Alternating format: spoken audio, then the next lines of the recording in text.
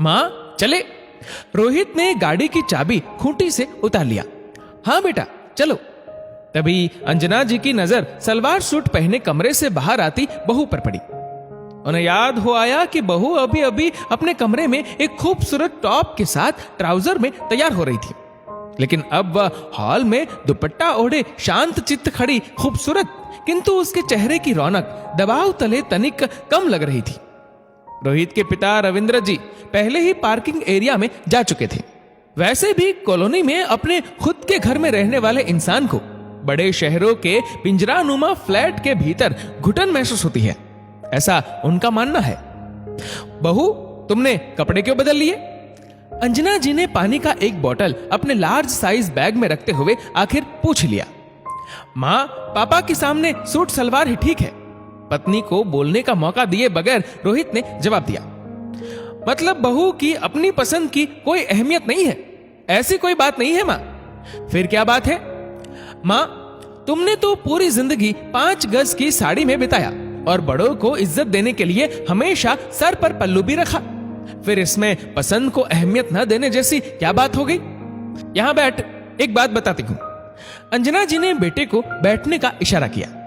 माँ देर हो जाएगी, लेकिन अगर आज मैं ये बात तुम्हें नहीं बताऊंगी तो वास्तव में देर हो जाएगी। अंजना जी के शब्दों की दृढ़ता से प्रभावित रोहित माँ को देखने लगा। बेटा आज से लगभग 30 वर्ष पहले, यानी तेरे जन्म से पहले, एक बार तेरे दादाजी को भोजन परोसने वक्त मेरे सर से पल्लू सरक गया था। इसमें कौन सी बड़ी बात हो गई? रोहित अधीर हुआ, शायद उसे चलने की जल्दी होने लगी। बेटा इसमें कोई बड़ी बात नहीं थी, लेकिन इसके बाद जो हुआ वह बहुत बड़ी बात थी।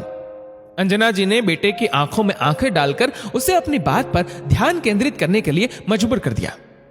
ऐसा भी क्या हुआ था? उसने अब पूरी बात सुन लेनी चाहिए। उस दिन भोजन समाप्त कर तुम्हारे दादाजी हाथ में एक कील और हथौड़ा लिए हमारे कमरे में आए थे। क्यों? रोहित आश्चर्य से मां का मुंह देखने लगे।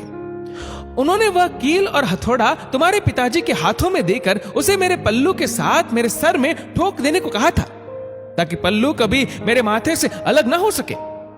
इतना कहते कहते अंजना जी का गला भर आया था और पल के आंसुओं को थामने में नाकाम होने लगी। रोहित मां को एकटक देखता रहा। बेटा तेरे पिताजी ने तो वो कील मेरे सर पर नहीं ठोका, किंतु मैं उस अदृश्य कील के साथ जीती रही, क्योंकि उसका प्रतिकार करने का साहस मुझ में नहीं था। मां की पूरी बात सुन रोहित मानो शून्य हो गया। बेटा घर के बड़ों द्वारा परिवेश में आए बदलाव को स्वीकार करने से बच्चों के दिल में उनके प्रति इज्जत आती है, ना कि कपड़े बदलवा देने से और सर पर पल्लू रखवा देने से। अंजना जी बेटे का हाथ अपने हाथ में ले अपने दिल के जख्मों पर मरहम लगाने की गुजारिश करने लगी। रोहित कुछ बोल नहीं पाया, बस मां की आंखों में देखता रहा।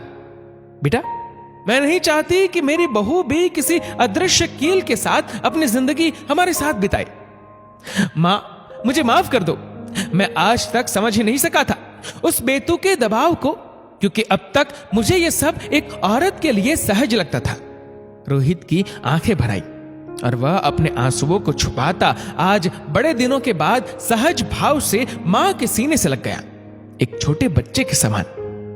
तनु मेरी इस गलती के लिए भले ही मुझे माफ मत करो, लेकिन प्लीज तुम अपनी पसंद के कपड़े पहन लो। रोहित ने पत्नी की ओर मनुहार से देखा। नहीं रोहित, मैं इन कपड़ों में कंफर्टेबल हूं। तनु मुस्कुराई।